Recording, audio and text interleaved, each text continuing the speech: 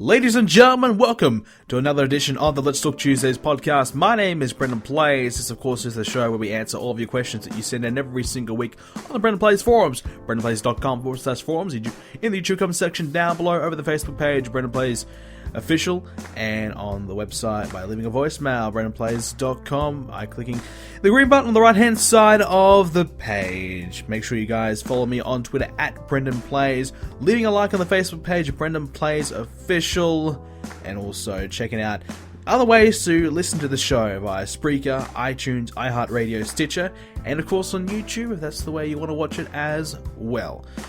We have a few things to talk about this week, including the big Roman Reigns suspension. We have the WWE 2K17 cover reveal as well. Lots of rumors about some NXT superstars being called up to the main roster. We'll touch on that. The Cruiserweight Classic is a big topic of discussion as well, so we'll talk about that one later on. And also, all the bits and pieces that happened this week on Raw. For my week personally, my first week off, I have finished my exams for the semester, so now my schedule is clear. I no longer have to do exams. The exams went okay. Probably the first few exams not so great. I think I needed to kind of knuckle down a little bit harder and kind of do a little bit better. But I thought I probably had 2 out of 4 good exams, honestly, and the other 2 exams were a bit 50-50. So yeah, so not that bad, and that's probably around about where I sit most times with my effort level at times, but yeah, not too bad. So it's good to have those exams done, though. It's really good to kind of be done with college or university, whatever you want to call it, for the semester. What I'm going to have really now is about 3 to 4 weeks break, possibly more. The first 3 to 4 weeks of uni generally don't have anything really for me to do, so hopefully I can get away with having to do much, and that would be a big relief if I can. So all is pretty well right now. We're going to have some extra time to do some videos. I've been working on finishing up a few of my series. I've recorded up until the end of my NBA 2K16 series and my UFC series, so I'll be uploading the rest of those videos over the coming weeks, and those 2 series will be completely finished. That'll give us some extra time to kind of focus on a few other things. I'm still on the fence of whether or not I'm going to upload that mini-series of my career mode. I'm not sure if people really will see that. I don't know.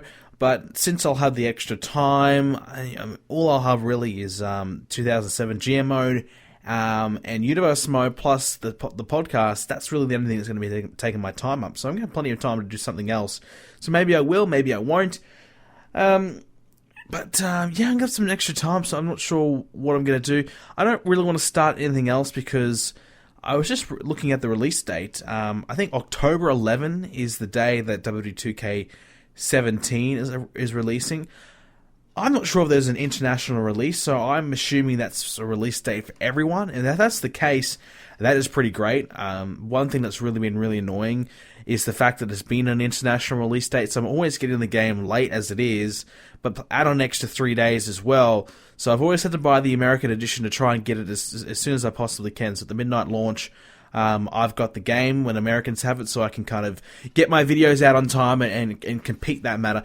It didn't apply last year because all the YouTubers got the game early, all the important ones anyway, so I didn't get the game early. So I was already a week behind anyways. Everyone already had their videos up and I was already screwed. So I thought that was a big reason why my channel didn't do so well the first couple of weeks of WWE 2K16 because of that. So that sucked. So hopefully now I can get the game the same day without having to pay an extra $30 because I had to pay about $20, $30 extra to get the US edition. So hopefully that's the case.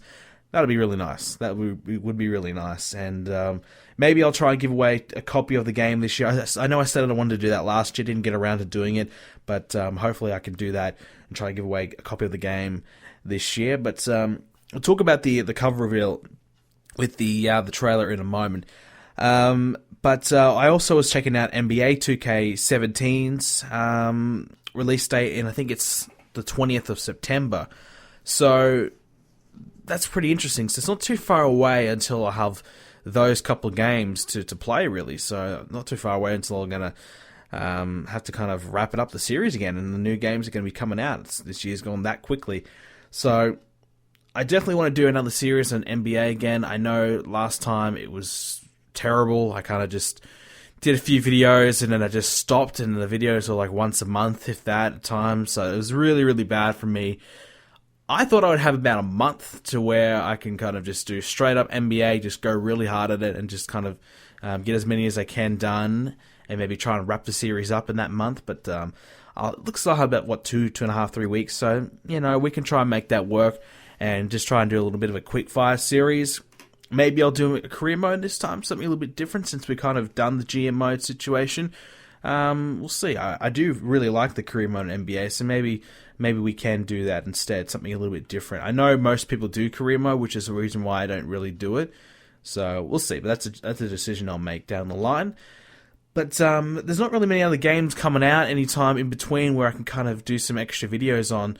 So I don't know, maybe if I have some fun on Overwatch or something like that, I'll upload an Overwatch gameplay. There will be a lot of WWE 2K17 news coming out, and I like to do the news videos here and there when it's more about the roster. I know a lot of people kind of like to do the news videos about every little detail of the game, but for me, unless it's not really about the roster, I don't really care all that much, or unless it's about a game mode, big deals, big decisions, big news. If it's about that, then, I'll check that out and kind of talk about it or not.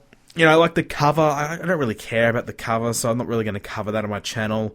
Or, a screenshot. A screenshot I would, but like the first 3 people in the game are John Cena, Ultimate Warrior, and Sasha Banks. Like, that's just a given. So, unless it's real news, I won't really cover it on my channel. I think that's a good thing. I don't need to clutter up the space anymore with crappy news. So when there's real news about the roster and things like that, I guess I'll do more of those videos. But I guess, that's kind of what you guys can expect from me coming up.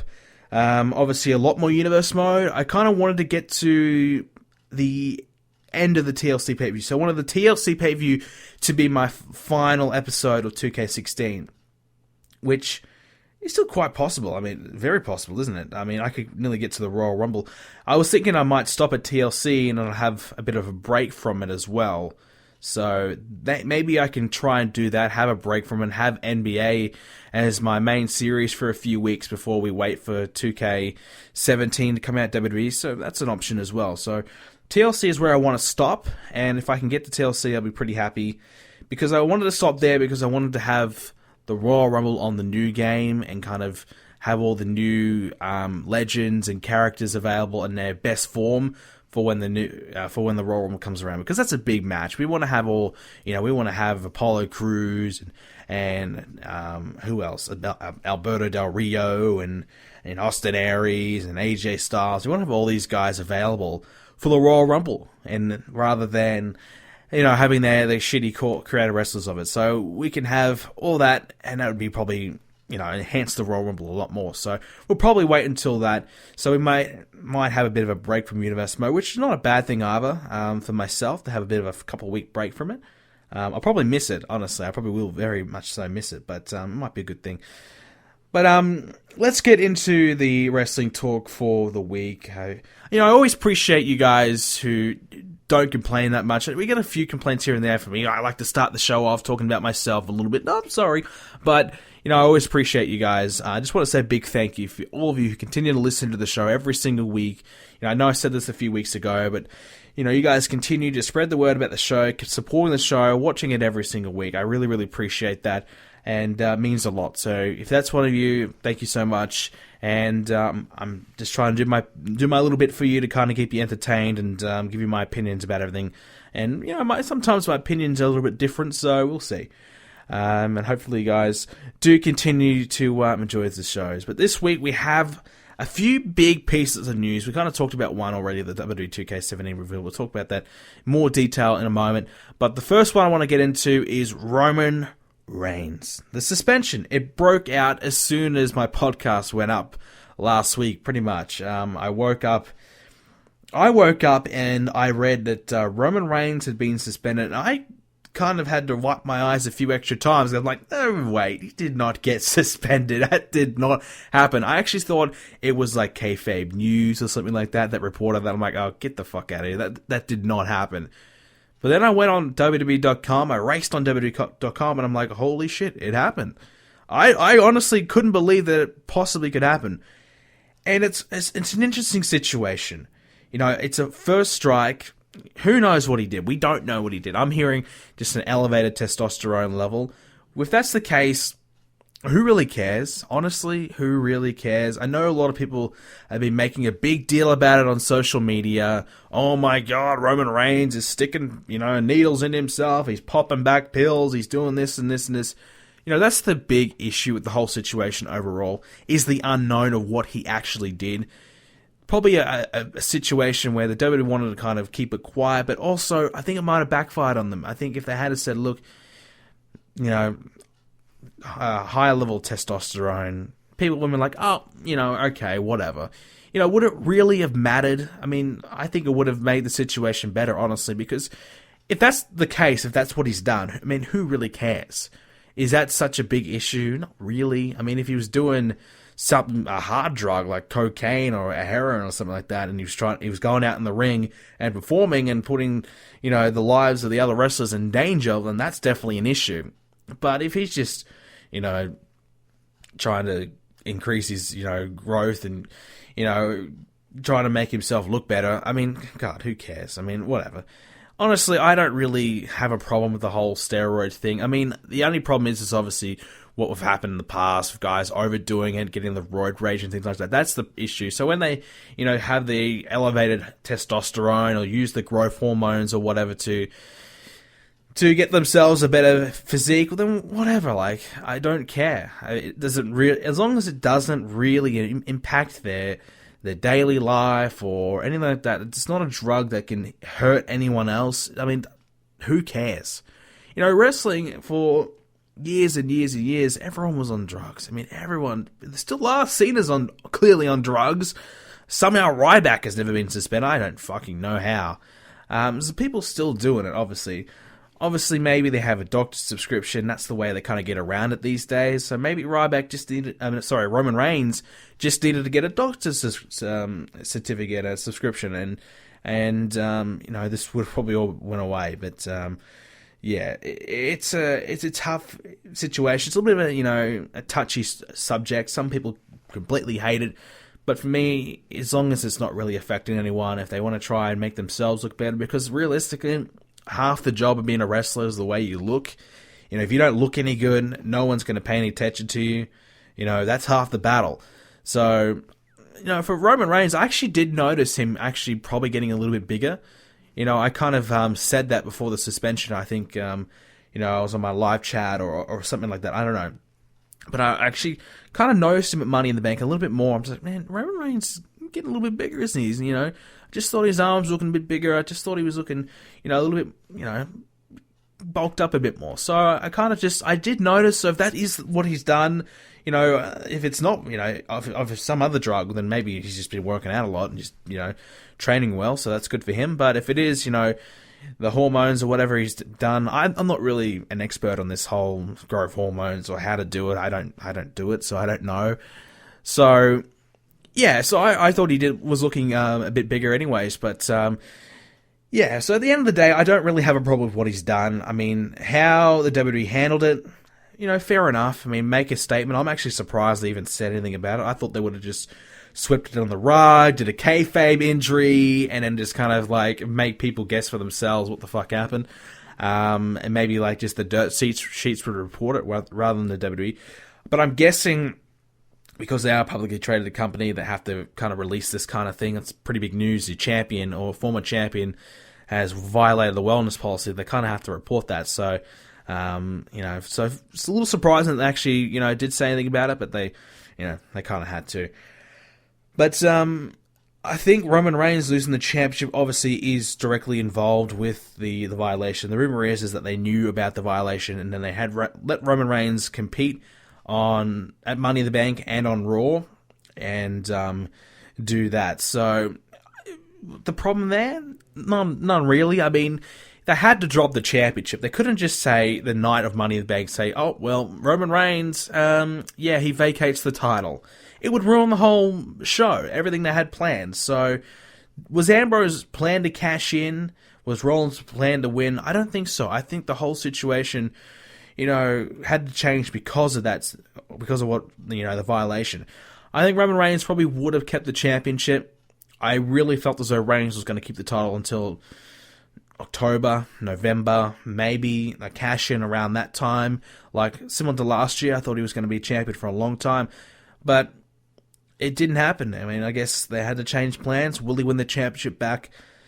I mean, I think it's going to depend on how well Ambrose does. We have to remember that it's going to be a brand split.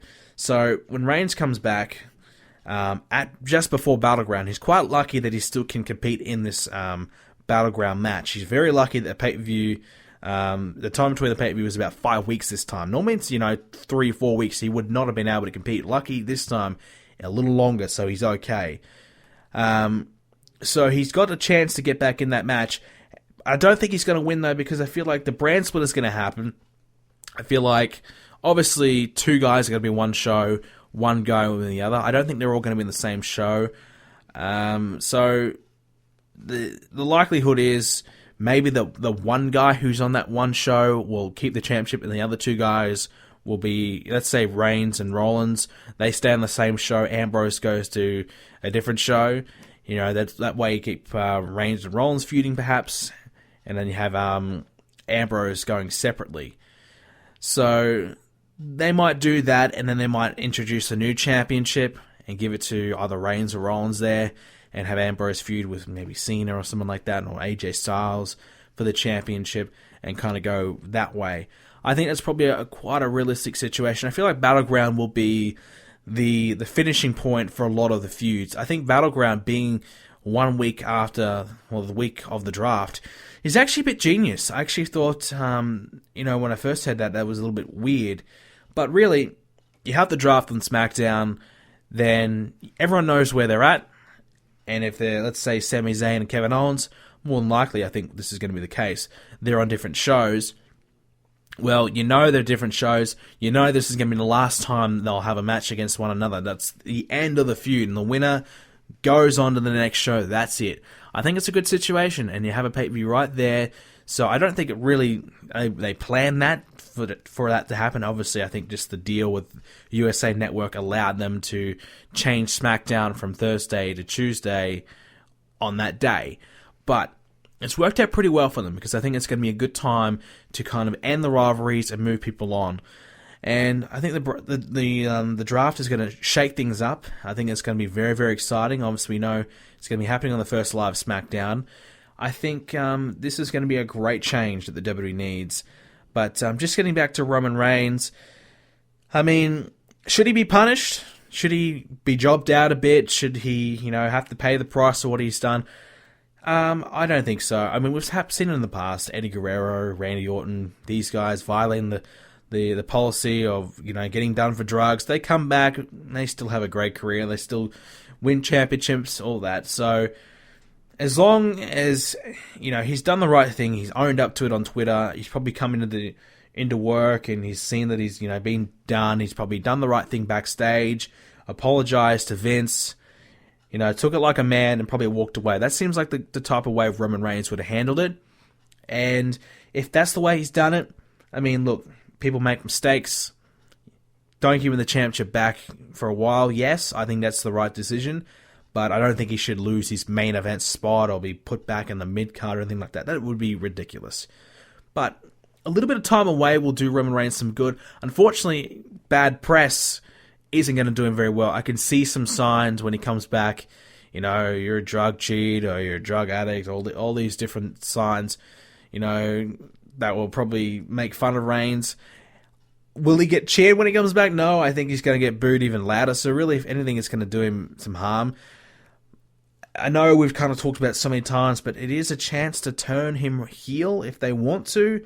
He's going to have some bad heat to him, and, they can kind of play off that. And I think really right now, Dean Ambrose, they've pretty much established him now as a main event talent. Ambrose, his cheers are starting to come back a bit more and more. He's doing good. What he's doing on Raw is not too bad. Not the best, but it's not too bad the way they're using him. So I think Ambrose is starting to get back into a position where you could potentially replace Reigns with Ambrose as that top guy. You know, you have Cena on one show, Ambrose on the other show, with a few other guys just surrounding them, you know, surrounding Ambrose to help out. You know, you could possibly turn Reigns heel and you'd be okay. Now, having Rollins and Reigns heel, is that the best idea? I feel like they got to have two baby faces out. That I really believed keeping Rollins heel was such a mistake.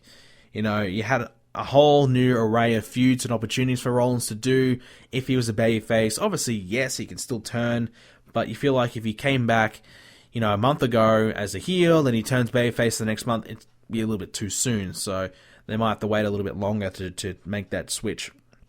But yeah, I just kind of feel like Roman Reigns could turn heel if he does come back. It'd be an alright situation to turn him heel and have him as a top heel on a new brand. But will they make the switch? I don't think so. I don't think they'll hit the panic button yet. I think they kind of stick to the guns. They're okay with Reigns, even though the crowd keeps booing him. But people are giving him a reaction. And that's the thing that a lot of people don't realize. Watching Raw tonight, I mean, God, no one was getting a reaction. I mean, some of the matches are just ridiculous. You could hear a pin drop. I mean, I think it might have been the Cesaro Alberto Del Rio tag team match. No one gave a shit. It wasn't just that one. I mean, some people got a good reaction. I know Cena got a good one when he came out to start the show off. But the crowd was really, really bad. So for Reigns, he's getting a reaction. It's not that bad. It's not that bad. I think a lot of people would just appreciate anything. Any reaction, whether it's negative or positive. So I think with the WWE, their opinion is, well, look, as long as they're reacting to him, you know, he's polarizing, whatever they use for Cena over the years, they'll do the same thing with Reigns. So as long as he's getting some kind of reaction, they feel as though it's all good, everything's okay, and they can keep, you know, pushing him to the moon. I like Roman Reigns, I do. I think what they've been doing with him the last 6 months, I haven't really been a big fan of. The whole, I'm not a bad guy, I'm a good guy, I'm the guy. I don't like that shitty catchphrase, if you can call it that. And they keep, like, they can't make their mind up. Like, they're having him act as a heel, but they want him to be cheered. Like, last week he was saying, I don't care what they think, I don't care about them. You know, it's like, wow, you're trying to be a babyface, but you're saying you don't care about what the fans think. It's, you know, they're just the way they try and book him is ridiculous. They really are kind of making him act like a heel, but trying to say that he's still, you know, a babyface. It's really weird and stupid. So the way they book him as a babyface is the big issue. And I don't think they realize that, but really at the end of the day, if they had booked him better as a babyface, it could have worked. But it hasn't. It has not worked because the way they're using him. I don't think Reigns knows how to be an effective babyface. I think his personality would be more leaned towards him being a heel and being an effective heel. I think Roman Reigns as a heel could be really, really good. But that's just the way he is, I think. That look on his face, the way he talks, the way he acts, I think just screams heel to me. Like Rollins, I think him being a heel, he does a good job at times, but I feel like it's a little forced. I think he could be a really, really effective babyface. So that's why I feel like the double switch needs to happen. Rollins to face, Reigns to heel, because I think that's their two best positions. But unfortunately, we have to kind of string this out, and hopefully it does happen in the future. But I don't think it will happen anytime soon. But I feel like, you know, when that switch does happen for both guys, that's when we're going to start to see the best of both of them. And I'm excited to see that. I think Roman Reigns as a main event heel could be really good. You know, it is a chance for him to kind of maybe align himself with an authority figure. I know on Raw this week, they kept talking about how bad Dean Ambrose was and how awful it is to have him as a champion. But, you know, I was listening to another podcast and they kind of brought up to the point where they said, look, they should be hating Reigns. Why does he get to stay in the match? Roman Reigns took the championship. This is for Stephanie McMahon, by the way. Roman Reigns took the championship from her husband and has been terrorizing them for months and months and months. So why all of a sudden they're now, oh, yeah, we're cool with Reigns. He's fine. He can stay in the title match. We don't like Ambrose now. Like, the storyline doesn't make any sense in that regard. Really, they should be happy to get rid of Reigns and kind of, you know, now we need to get rid of Ambrose as well. So, yeah, but hey, that's using logic with the WWE is, you know, let's be honest, it's, you know, you're wasting your time. But anyways, enough of the Roman Reigns chat. I think we'll get into it probably a little bit more later on, maybe.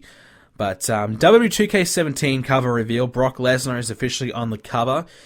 It was either going to be Lesnar or Reigns for me, or maybe potentially the whole Shield on there. I think it's a good decision. Lesnar, your biggest marquee star at the moment, going to the UFC, and he's going to have that extra mainstream appeal and that press that he's been having.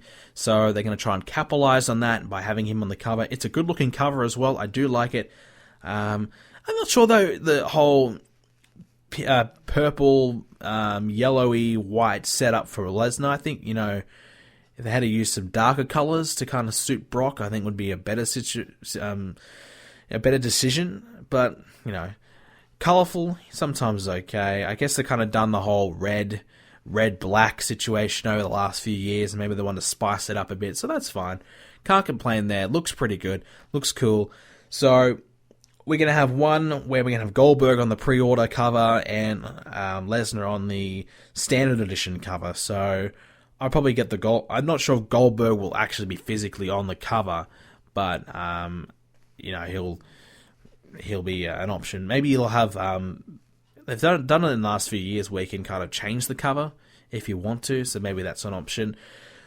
So I think I'll probably get the deluxe edition, whatever the best edition is. That's probably the one I'll get, obviously, considering I spend all day, every day, some days playing the game. So I guess I kind of should be getting the best one.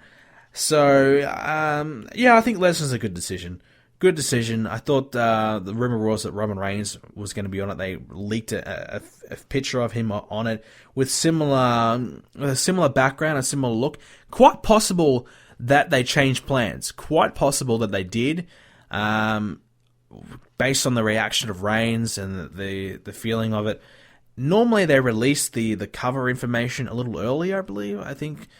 I could be wrong, but normally around Payback time, I know Payback was a little early this year, so around Extreme Rules time is when they kind of release the cover information. So what is that, June, May? So a little later, end of June, so a little later than normal. Maybe they did change plans. Maybe they did change it from Reigns to Lesnar, and they had to kind of get Lesnar in and do the whole thing.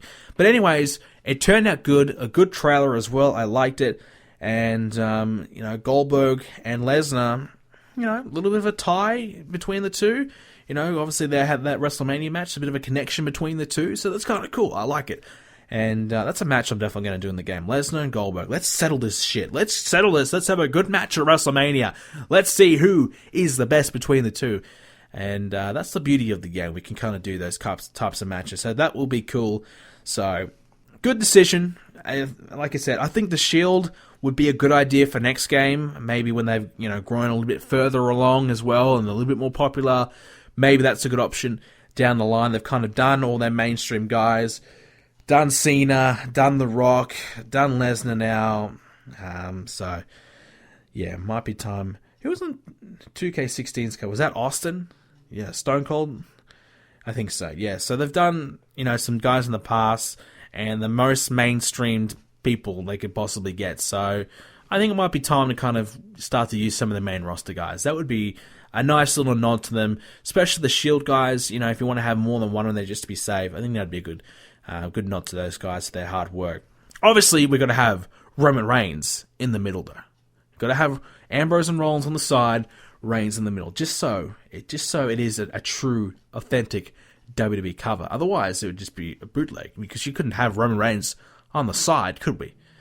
But other piece of news this week, we have rumor now that last week a couple of weeks ago, it was like 6 guys from NXT are coming up to the main roster. Now the rumor is 10 to 12 are coming up to the main roster for the draft, for the brand split.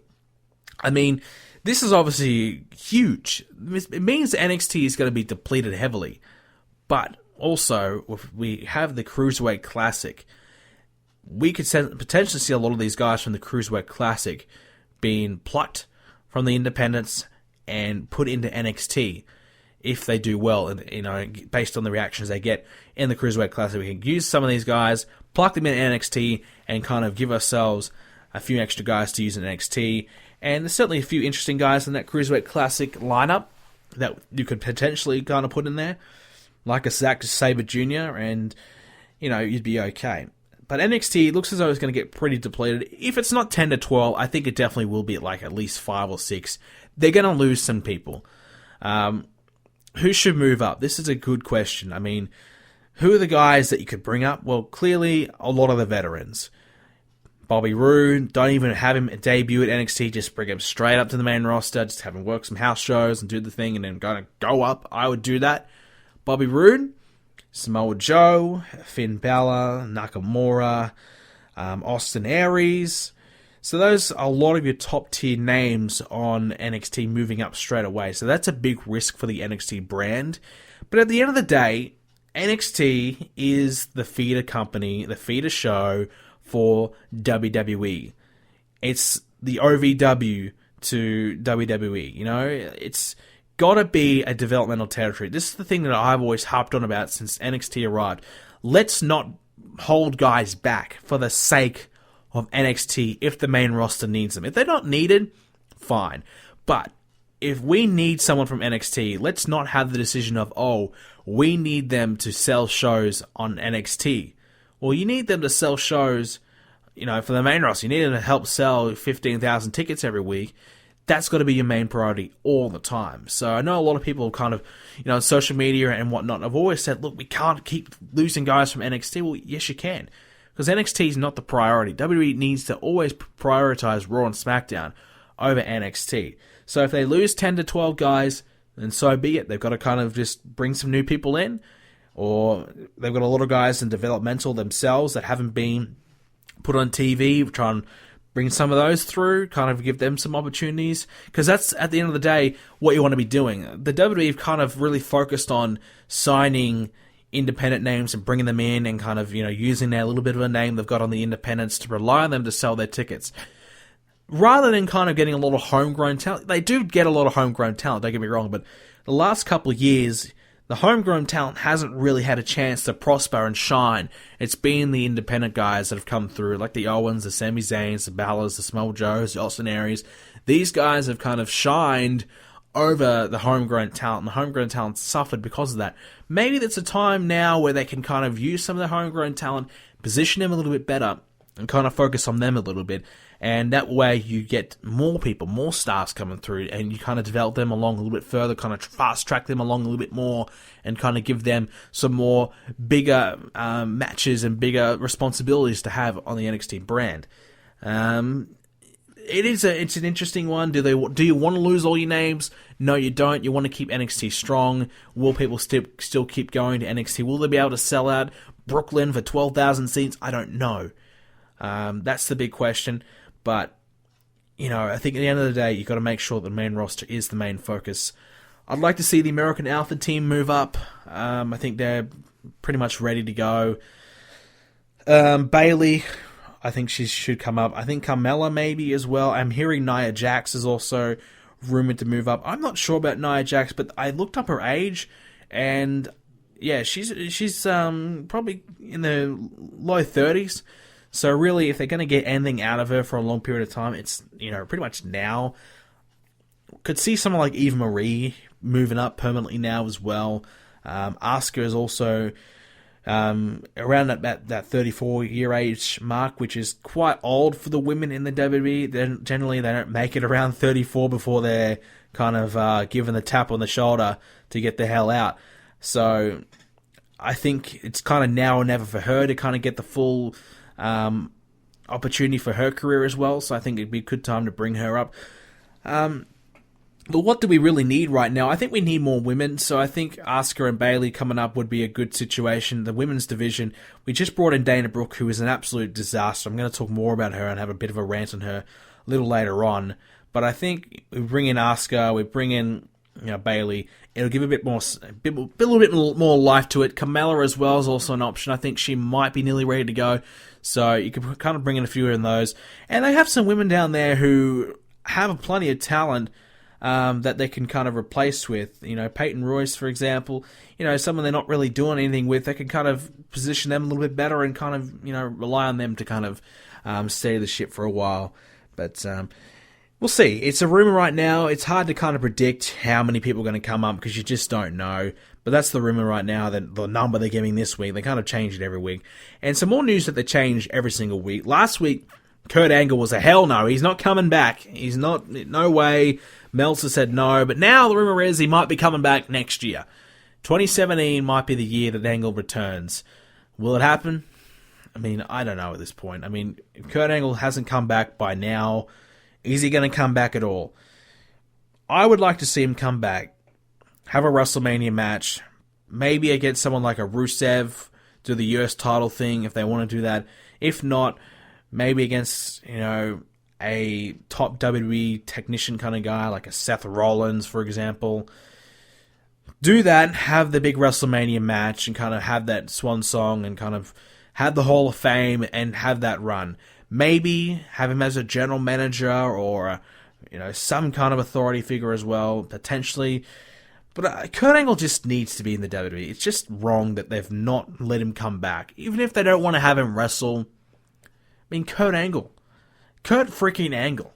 Why is he not in the company? Why is he not as a mentor at NXT? This guy has so much to offer in it and give to these young NXT guys coming through. There were a lot of guys at NXT training people who didn't fucking sell a ticket. We had Bill DeMott and the main guy, like Tensai is the main trainer down there right now, and Tensai was never a draw. I mean, maybe a draw in Japan, but never a draw in the US. Kurt Angle was a main event guy in the Attitude Era. He was a top guy competing against Austin and Rock and Triple H, and one of their top names, champion a number of times during that point. So Kurt Angle has so much to give in that regard. So I'm kind of confused and baffled at why they're not at least giving him that role. And I think Kurt Angle's the type of guy who would like that, who would like to be a trainer, would like to give back, and have that steady lifestyle. I think he could certainly do with that. I know he's kind of doing the indie thing right now, and I went to UK and have a match against. Was it against Zack Sabre Jr.? I think it might have been. So that was cool. So he's had a few, he's doing a few different things in the independents and kind of, working some guys he's never worked with, some of the young up-and-coming guys as well, which is cool. But I think, have a couple matches in the WWE and have that last, maybe one run, that one Road to WrestleMania run next year would be really, really cool. I would really, really like that. I miss Kurt Angle. I really like Kurt Angle. He's been one of my favorites of all time. Didn't appreciate him when he was here, in that 2005, 2006 period when I started watching all the time, full time. I didn't appreciate him when he was there, but when he left and I was really enjoying his TNA stuff, I'm like, man, Kurt Angle is really, really good. And going back and watching, the early 2000s stuff that he did, with Austin, for example, and Triple H and The Rock, he was fantastic, really good. And he, the stuff he did with Brock Lesnar and Eddie Guerrero as well. So lots of great, memorable moments from Kurt Angle. So I just liked him to come back and have that one big moment. Will it happen? Well, remains to be seen. We'll kind of fly through this week's Raw, kind of gone on a little bit too long on some of the other topics, but that's the main stuff for the week anyways. Raw, not a bad Raw. I actually enjoyed it. I thought for the most part everything was pretty good. I mean, we had some good matches. John Cena and Seth Rollins was a good match, of course. Ambrose and Styles, I don't think it really got going all that much, but could have been. That's a feud I'd like to see revisited again. But certainly Rollins and Cena was a good match. We've seen it all though before. That's the thing. We've seen it plenty times over the last couple of years. They've had a lot of matches against one another, so it's no real surprise that they had a pretty good match. So it was a night of a few good matches. I just want to say again, I know I kind of have ranted on her already, but Dana Brooke sucks. That's it. Plain and simple, Dana Brooke sucks. She is the shits. She's the shits. Unfortunately, Dana, you are the shits right now. Not because of yourself, but just the situation you're in. Yourself and Charlotte just doesn't work. I pray to God if there is some kind of split between the women. And by the way, the rumor is they're not going to split the women's division up, which would be, ridiculous if they did.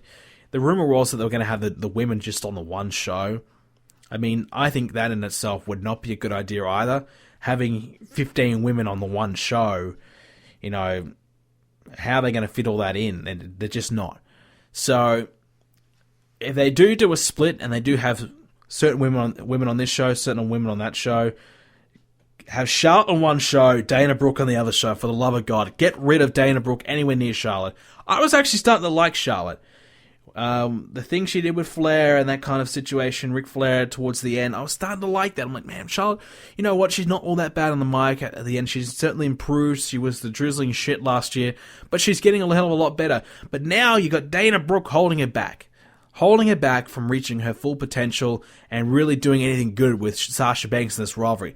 Can't get into it because Dana Brooke is stinking up the joint when she's there. Her acting sucks. I mean, her promos suck, and just her presence suck. I'm sorry. Sorry, Dana, but you suck. I think it was way too early for her to be called up to NXT, from NXT. I think it was if it had been a different situation, let's remember, she was meant to be with Emma. If it was with Emma, I don't think she'd have as much TV time. I don't think she would have as much talking time. But the fact that she's next to Charlotte, she's getting a lot more promo time, a lot more attention, more segments, more appearances. So she's getting exposed. She's being overexposed. Dana Brooke in small doses for 6 months to a year while she's familiarizing herself with the main roster would have been the way to go. That's probably what the original plan was. But now they've had to change plans and she's getting more and more time. It just isn't working. So please split those two up. We had a big triumphant return to the ring for Demon Kane. Surprise opponent for The Miz. Who is it gonna be? We're all excited. On the edge of our seats. Who is it gonna be? Who's it gonna be? This could be cool. Is it someone returning? Is it gonna be, maybe a Randy Orton's coming back? Oh, geez, I don't know. Maybe a Neville's come back from an injury somehow, returning. Who's it gonna be? Kane. And the crowd just went silent. I mean, that is a real shame. Kane, it's 2016. This guy is still coming out doing the same old thing. I think at this point, I'm officially joining the Please Retire Kane bandwagon. I'm sorry. I've recently joined the Big Show one. Probably last year I joined. I still felt as though Kane had a bit of value there. I just can't do it. I just can't do it. I'm sorry. I love Kane, but I'm sorry, but you need to retire. This was not a good match. The crowd didn't care. Kane's showing his age, getting a bit up there, getting a bit slower and slower. Transition him into the whole corporate Kane thing again, or just call it a day. I think this is it. I think Kane, Mark Henry, and Big Show. Big Show's not that old. He's in his lower to mid 40s. So that's not that bad, but Kane is nearly around the 50 mark, I think. What is it, 48, 49, and that's the time where you got to go. Yeah, when you get over about 45 is when you got to start thinking, all right, I think this is it. A lot of guys don't make it to 45, but if you do make it to 45, you got to be pretty blessed, and thank God that you made it that far. Kane's still going; he's nearly at 50, and I think it's about time. This guy is 7 foot tall. How long can his body keep going for? It's amazing that he's still going in the ring as it is. Same with Big Show. It's quite amazing that he's still going, that he hasn't broken down with the injuries either, because of their size, of the weight. Doing that at night in, night out, that's got to take even more toll on your body because of that size. So it's incredible that these guys are still going. It's a real credit to them. But I think we're now focusing on this new era, so to say, of guys coming through. And Kane is just not a part of that new era. People don't want to see Kane in the ring anymore. I'm sorry, but it's just the truth. And as much as it pains me to say it, but it is definitely the truth, I think Kane needs to go. So we had a lot of teasing on Raw between will AJ Styles and Cena be added to the title match. Did anyone really believe that was going to happen? Were they going to change the triple threat match, the big triple threat that we've been all waiting to see? Were they going to change that and put Cena and Styles in there and ruin it? No. Yeah, but it did make for some good matches on the show, though. But come on, we knew that wasn't going to happen. Probably the highlight of the show for me for Raw was the New Day dressed as the White Family. This was a little bit of a funny situation. I thought those guys looked great. Xavier Woods acted like he was shit scared. I'm not sure what was going on there, but he was really serious and really concerned that the White Family were going to beat the shit out of them. whereas Kofi and Big E just having a laugh, doing the thing. I thought this segment was better. Last week, their interaction really sucked, but this week was really good. It was New Day came out first, did the thing, then the Wyatt family came out and kind of sent them a message. The Wyatt family, Bray Wyatt's response wasn't really strong for mine. I think Bray Wyatt, the whole New Day Falls thing, that sucks. I would kind of stop doing that. I think this could be a really good situation between these two teams. I think this could be a really good rivalry and think something we could really enjoy going forward. So I'm guessing it's going to happen at Battleground for the championships. Is it time to get the Wyatt family the belts? I mean, we've got Eric Rowan and Braun Strowman. Obviously, are going to be the two guys who are going to face the Wyatts. Maybe they'll probably do a six-man, actually. I didn't really think about that. They probably will do a six-man and not do the tag team title match, unfortunately. I think they need to do a tag title match, but I guess they probably won't. So, let's say they do a 2-on-2, and it is Rowan and Strowman versus, Kofi and Big E or whatever. I mean, we've got the two worst members of the Wyatt family. Strowman, who, obviously, from what we've seen, just doesn't have it in the ring as of yet. I'm hoping that during the time off that he's had, he's got himself, been in the ring, practicing and getting better and better.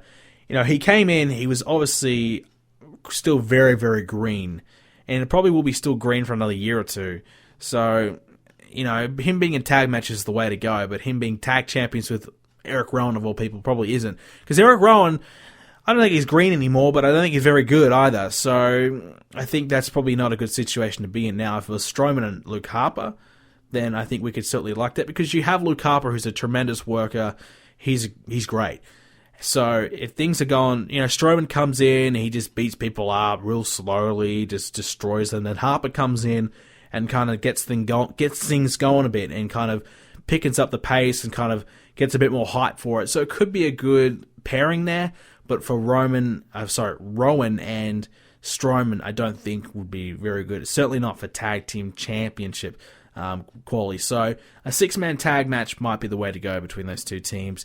Finally, we talked about Dana Brooke sucking. Well, one guy who will never be great. He was never great to begin with. He'll never be great again. Darren Young. I've had enough. That's it. This has got to stop. This is horseshit. Dreadful. Horrendous. Darren Young. Bob Backlund. Please. Bob Backlund, half the fans, 80% of the fans don't know who Bob Backlund is anymore. And if they do, they don't give a shit. He's not funny. It's not entertaining. It's nothing. Darren Young has no charisma in his body. No one has ever been a fan of Darren Young as a singles. He's never been popular. It's not because he's black, not because he's gay, and it has nothing to do with it. It's because the crowd has just never connected with him. They've always connected with Titus, with the primetime players. Darren Young, not so much. So Darren Young on his own has never really been great to begin with. Now they're trying to make him great again. So here's the thing. This is what they could do to fix this. If they want to really make this thing work. They're talking about how making Darren Young great again. What has he done to really show us that he's getting any better? Where's the workout videos? Where's the clips where he's in the gym working out, getting stronger? Where's the clips where he's running and exercising and training and doing laps around the oval and kind of working out and just training? Where's him in the performance center having matches with people and kind of showing off the new moves that he's doing? Where is all that? If they did that and they had these segments going alongside these crappy, talking segments if they have to, then maybe people will start to care about this. Maybe we'll go, all right, this guy is actually going and doing stuff. Maybe he is getting better. Maybe he is getting great again. I mean, instead, every week, all we're having is Bob Backlund talking dribble and Darren Young agreeing with it. I don't even listen to what they say, so I don't even know what the fuck they say. But all I know is that it's garbage. It's not working. How this has been going on for this long, I don't know. It's mind-blowing. It's incredible. It is credible that how long they've actually stuck with this. I thought they would have dropped this by now. But please, either do something else with it or get rid of it. And get rid of Darren Young. I'm sorry, but Darren Young should have been cut. If we're going to get rid of Sandow, for the love of God, why are we keeping Darren Young? Why? I don't know. He offers nothing. Nothing. And could you bring back the primetime players and make that again? I mean, it's kind of been done now, hasn't it? It's kind of been done. And honestly, I'm kind of falling off the Titus O'Neil bandwagon as well. His in-ring work just isn't up to scratch. He's just never going to get to that next level because of his in-ring work. He's just holding him. He's been held back because of that in-ring work. He's in his mid-30s, getting close to 40. Titus and 35. So he's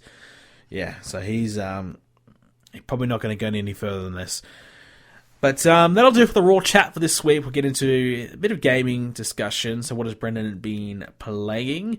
Finished Fallout 4 this week. Finished it. I sided with the Brotherhood of Steel. And spoilers alert, the next 30 seconds, I blew the fuck out of the Institute. And it felt good. It felt good. Really good game, Fallout 4. Really loved it. Still got a lot of stuff to do. All these side missions I need to do. I'm going to go back and get all the endings as well. So that's going to be exciting. So that was the first game I finished this week. I haven't finished any others, but now that I have my month off, I'm going to be playing a lot. Now, I want to extend an invite to all of you. I'm going to be hosting a trophy competition on my forums. I probably should have mentioned this earlier in the show, but I'm going to be hosting a trophy competition on the forum. So basically, if you have a PlayStation and you play PlayStation quite often, and you earn trophies, or you can potentially earn trophies, I'm inviting you to come along and join the contest. Currently, we have about 10, 11 players. I would like maybe around 20. So I'm a little worried that we might not get to the 20 mark. So if you are interested, I will try and remember to leave a link in the description below. If not, head to the forums, BrendenPlayz.com/forums, on the right-hand side of the page at the top, or scroll down. If you're on the mobile, scroll down a little bit, but there will be a logo or a picture that says BPZ BrendenPlayz Trophy Competition or Contest. Just click on that and you can follow the prompts there. But basically, it'll be about 6 to 8 week competition. I'm still undecided on that. And you get assigned to a team, and basically the team who gets the most trophies wins a prize, with the overall player getting a prize, the overall best player of the competition getting a prize as well. The prize will probably be a PSN card, maybe $20 PSN card each, something like that. Something for you to use to buy some more games. I know there's a lot more games coming out in the future, so you can kind of save that and kind of put it towards your buying WWE 2K17 if you like. But that's something that we would like to do, and I think that'd be fun to do. We've done it twice now, and it's worked out pretty good. The problem is that we haven't had enough people kind of actively playing and getting trophies every week. People kind of slack off after a couple of weeks, so that's been a real disappointment. So I would love for it to work, but I guess I am trying to get people who aren't really trophy hunters to become trophy hunters, and that's something that, you can't really do. I just wanted to kind of game, essentially, with my fans and kind of, have a little bit of a competition there. But if we can do it, we can do it. If not, then, at least we try. But that's an option if you guys are interested in doing that. Like I said, check out the forums, BrendenPlayz.com/forums. You have to sign up to the forums to get involved, obviously. So you can sign up and put your PSN in on the forum post. But I want to try and finish Uncharted. I want to try and also play some of the RPGs I haven't been able to finish off. I just finished Fallout, obviously, but I like to do The Witcher or Dragon Age Inquisition.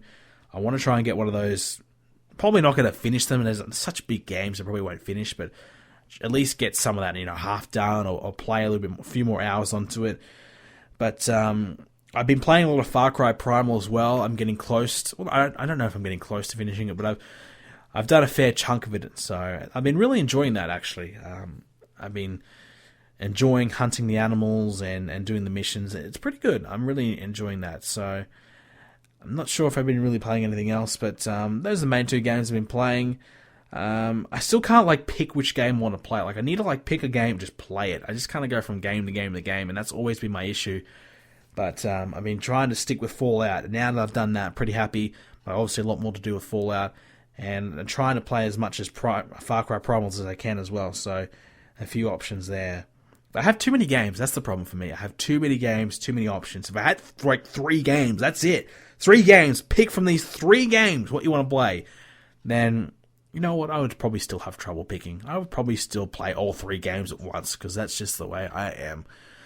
Alrighty, so we have some questions that we want to get to this week to close out the show.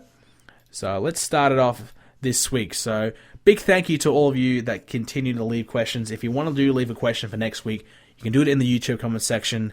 Voicemail, we didn't get any voicemails this week. I think we got one, but I couldn't quite understand what it was. But voicemail on the website, BrendenPlayz.com, and by clicking the voicemail button on the right-hand side of the page. Also, check out the website if you want to get up to date with Hell in a Cell, the Universe Mo pay-per-view. We've got the current match card there, and our beautiful new graphics. They are so good. Really, really happy with that. The Hell in a Cell graphics. So you can go check that out on the website as well. And I have updated the title, the rosters and the titles, the champions. I know I was a little outdated there, so I've updated that as well. Yes, and to leave a question as well, also on the Facebook page, BrendenPlayz Official is my Facebook page, so you can leave a question there as well. The first one comes from the man who always leaves questions every single week, Thomas Speller. Big shout out to him, thank you very much. He wants to know, what is your wish list of match types in WWE 2K17? I'd like to see Buried Alive matches, Survivor Series 5-on-5 matches, 3 Stages of Hell, ambulance matches, backstage brawls, definitely backstage brawls. I'd like to be able to go in the crowd again. I mean, I was playing one of the older games not long ago, and this is from the old SmackDown games, and you can go into the crowd and fight people in the crowd and all that. I'm like, what the fuck? Why can't we do that now? 2K16, we can't even fight in the crowd. I mean, what the hell, you know? So I'd like to be able to just go all in the crowd, just fight people in the crowd. You know, in a hardcore, no-holds-barred match, whatever you want to call it. Go in the crowd and fight people. I want to be able to do that. So those matches I listed as well would be really cool. Maybe the Asylum match, I don't know. Is that really worth doing? I could see them maybe doing it. I don't know, but that's also an option. So yeah, there's a few matches I would like to see. In particular, I really want the 5-on-5 match. I have a really good idea for a 5-on-5, well, at least a 4-on-4 match for my Universe Mo pay-per-view coming up, but I can't do it because I can only have a 3-on-3, which really sucks, and that's happened in the past as well. You know, I've had these matches where I want to have 4-on-4, 5-on-5, do a huge Survivor Series tag match, really, really epic, but I can't because the game won't let me, so, you know, makes me somewhat a little bit depressed. Thomas has another question here. Would you like to see a form of GM mode in the UFC video games? The UFC video games need something. I don't think GM mode would be the right mode for it. I mean, who would you really be competing against? Let's say, look, okay, we're the promoter, and we have to promote this UFC card. We're Dana White, we have to make this work. We have to get as many tickets as pay-per-view buyers as we can. We have to set up all these fights. We have to make these rivalries, and we have to get to a certain revenue, a pay-per-view buy rate, and those pressures, and we have to try and increase the popularity of our fighters. Something like that maybe could work. Now that I'm thinking about it, I would probably play that. I probably would play that more than the career mode. The career mode has just been so lackluster. You just fight people. That's it. And I don't like that. I like having to do more. I know that they try to implement, the training and all that this time, which is cool, but still not enough. There needs to be more and more and more and more, and it just isn't enough there. So GM mode, maybe, be a promoter mode or whatever they want to call it, maybe that could work. So if I thought about it more, I could probably come up with a lot more better ideas as well. But so GM mode, maybe. This one comes from Declan Gopal. Who's going to win the Cruiserweight Classic? My prediction at the moment, based off the introductions alone, probably Ibushi might win. Due to the fact that he was the last guy out there, seems as though he's going to be the big deal of the tournament, of the Classic, the competition, whatever you want to call it. He was teased at NXT not long ago, so they're kind of making him into a big deal. And it seems as though he's already signed to the WWE. If not, he's going to be signed. So going forward, he's going to be on their roster. And they're going to want a WWE guy, or soon to be a WWE guy, to win it. So I think Ibushi's going to be the safe pick. If not, maybe Zack Sabre Jr., maybe. I think that's an option.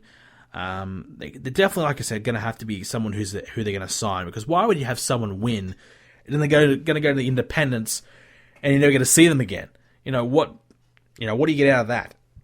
Nothing. It wouldn't make any sense. So if they're going to, whoever wins obviously is going to earn a contract. I think that should be the way it should be. Whoever wins gets a contract with the WWE. I mean, yes, it's already scripted, predetermined, we know that, but fuck it. At least it adds a little bit extra to the whole concept of it and makes it, better than just finding out who's the best cruiserweight. Let's find out who's the best cruiserweight and give him a WWE contract. Why not? I do think, though, the Cruiserweight Classic's going to be really cool. I watched the introduction video. I know it's like another month, a few weeks away, actually. No, it's not a month away. It's only a couple of weeks away. Wait until the whole thing starts. I have tried to avoid every spoiler possible, so I don't know who has won anything. So it's going to be quite exciting. I'm really looking forward to seeing some of the matches. Cruiserweight style, the high-flying kind of style isn't something that really appeals to me, but I think this is going to be something that's quite special, quite different for WWE. And Ronaldo and Daniel Bryan on the commentary, I think it's going to be a good fit for it. I think overall, everything for it is just going to be really, really good, really well done, and just something you just have to watch. It's just going to be can't miss, I think, if you're a wrestling fan. This one's from Oakley Tiger. What NXT stars do you think will be in W2K17? I think is majority of them. All the ones that you see on NXT on a week-to-week basis, American Alpha, The Revival, Aries, Samoa Joe, Finn Balor, Nakamura. I'm hoping so. I mean, he could be DLC. Wouldn't be surprised me if they leave him out deliberately, make him DLC so they can sell a few packs.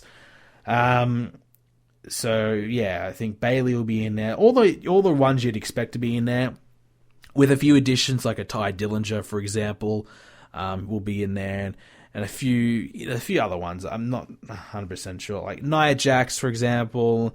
Alexa Bliss might be in there. Carmella. All the ones you would expect. All the ones that have an NXT profile that compete regularly, you'd expect to see them in there. But the ones that appear once or twice every 3 months, no, they won't be in there. This one's from Caleb Allen. His question is, when are you going to put the draft up after WrestleMania on your page? Now, I'm not sure what this question is. The draft after WrestleMania happened months and months ago, so I'm not sure if he's referring to a new draft coming up. I don't know. But when am I going to put the draft up on my page? Never. But it's an option in the future that I could potentially kind of list. I could do a bit of a news piece on the draft for next year. So that's an idea that you've given me that I can do for next draft. But for me, putting any news about the draft of the WrestleMania, I don't see the point in that.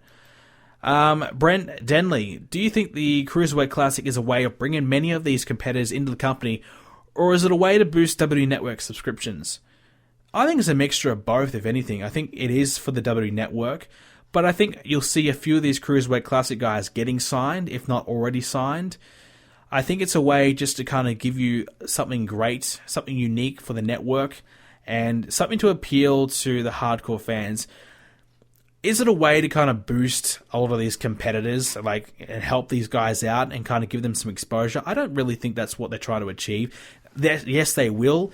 A lot of these guys that you haven't really heard of too much can go back to the independents. Let's say Zack Sabre Jr. makes it to the final, he doesn't win, doesn't get a contract.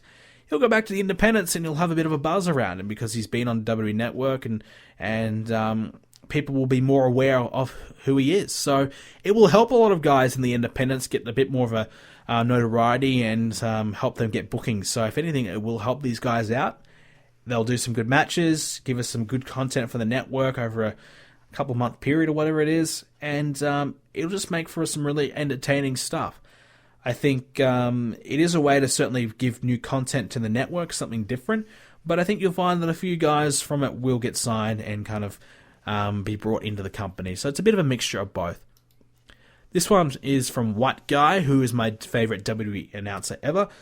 Absolutely Jim Ross. Grew up on Jim Ross. Still, to this day, I think he is the best I've ever heard. He just brings so much emotion to every match.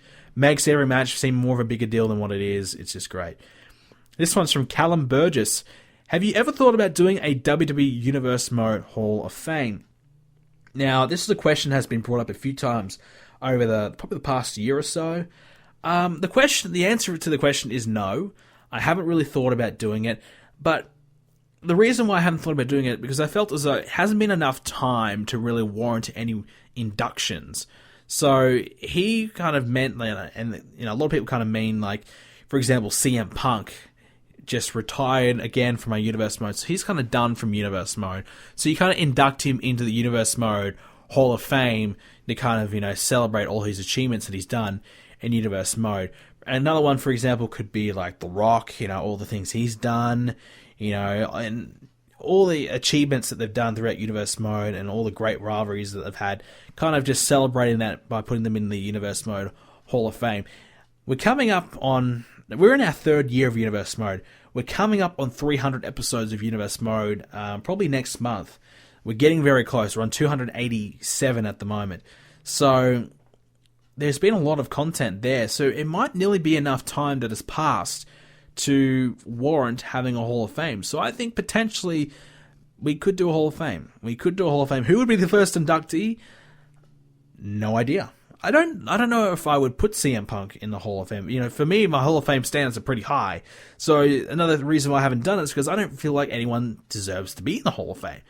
I mean, it's a tough one, but I think it's something we could do. I don't know how I would present it, how I would do it, but I think it would be something pretty cool, something a little bit different, But there has certainly been enough content now that I feel like we could potentially do it, and it wouldn't be as bad as the TNA Hall of Fame.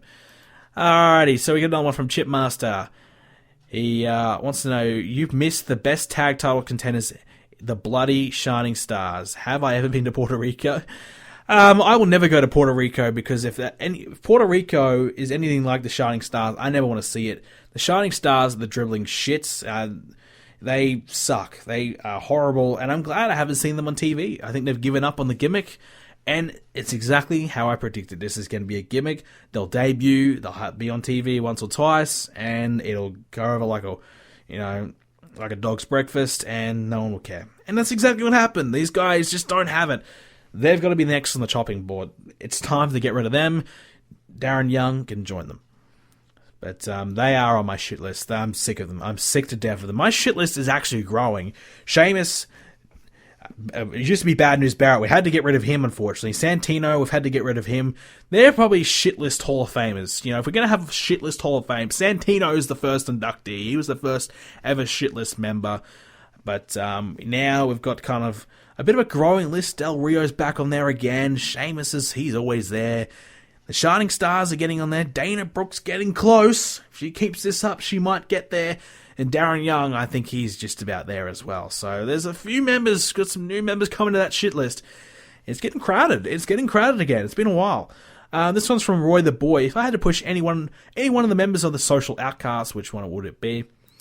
Bo Dallas. He's very young still, has a lot of upside to him. I think he potentially could be something. I liked the whole Bo Leaf gimmick. I thought that was pretty good. I just felt as though they did do enough with it. So I think it could definitely work if they want to do a little bit more with that. But or change the gimmick entirely. But I think Axel has nothing, and Heath Slater's just been buried to the ground, never to kind of get his head back up. So he's done. Whereas Bo Dallas still could potentially turn things around and come back from this. Another one from Thomas Speller. Do I think any of the recently released WWE superstars will return to the WWE? I think the only one I could potentially see coming back would be Cody Rhodes. Maybe Sandow, but mainly Cody Rhodes, because he's still so young, so many years ahead of him. Cody Rhodes, work the independents, maybe go to Japan, do a few things for a couple of years, come back to the WWE, and, do something there again. I think that would be a wise decision. Come back refreshed, and people might want to see you again, whereas, doing the whole Stardust thing over and over. People were just sick of it. People were sick of it. Cody Rhodes has been on TV in the WWE for 10 years. Go away for a while and come back. It's not a bad thing. He's still so young where he can do that. And, obviously he doesn't have to go back to developmental or anything like that, so he can just go straight to the main roster. Let's say he comes back when he's 33. 33, still got so many years ahead of him, so he'll be fine. And final question from Roy the Boy. What is your favorite WrestleMania? Favorite WrestleMania? Well, the first ever WrestleMania I watched was WrestleMania 22, so I always will like WrestleMania 22. I think the best WrestleMania was WrestleMania 17. So from top to bottom, I think that's the best one. So I might have to say my favorite is just because it was the first one I ever watched was WrestleMania 22. And I don't think it's the best one by all means. I also like 23. I thought that was good, and I don't really remember much of 24. But maybe 23 I like more than 22. So maybe WrestleMania 23. But I think the best WrestleMania is 17. I haven't watched every WrestleMania. I watched maybe 50% of them all. 50%, yeah. So, but yeah, I think for me, 17 is the best. 19 was also really good.